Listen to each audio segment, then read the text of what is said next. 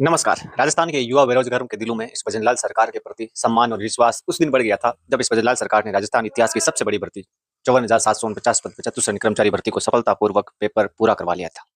इस सरकार के प्रति भरोसा और दुगुना हो गया जब राजस्थान सरकार ने अपने बजट में 1 ईयर वेटिंग रूल की घोषणा की थी, क्योंकि सबको पता था कि इस भर्ती में इस रूल की वजह से सबसे ज्यादा फायदा होने वाला है। इसी रूल की वजह से लगभग 25 से 30 हजार घरों में खुशियां आने वाली है।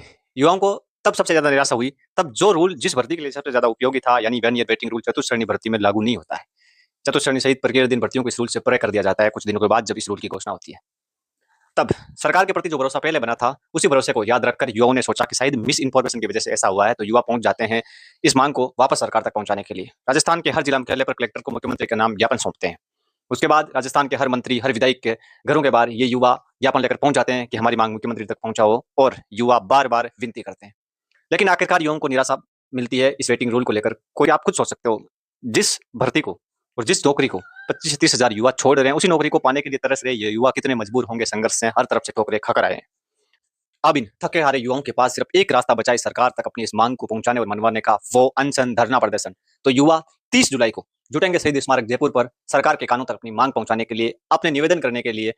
तो भजनलाल सरकार को सोचना चाहिए कि जिस भर्ती के लिए ये नियम बना था, अगर उसमें ये लागू नहीं होता है तो ये जनहित का काम कभी नहीं हो सकता। भजनलाल सरकार से युवा हाथ जोड़कर निवेदन करता है कि ये रूल इस भर्ती में लागू करके इस रूल को सबसे ज्यादा इफेक्टिव बनाया जाए।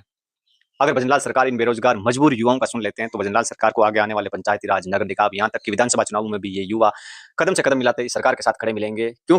राजस्थान के हर युवा एस्पायरेंट का यह नैतिक कर्तव्य बनता है कि इन सताए हुए 25 से 30 हजार लोगों की सहायता के लिए आप 30 जुलाई को शहीद स्मारक जयपुर पर पहुंचे इनका साथ देने के लिए। और इसका यह नैतिक दायित्व बनता है कि सरकार चतुश्रेणी जैसी प्रक्रिया दिन भर्तियों में यह वेटिंग रूल लागू करके इन युवाओं को खुशियां दे, 25 से 30 हजार घरों में नया उजाला, नया प्रकाश लेकर आए। धन्यवाद।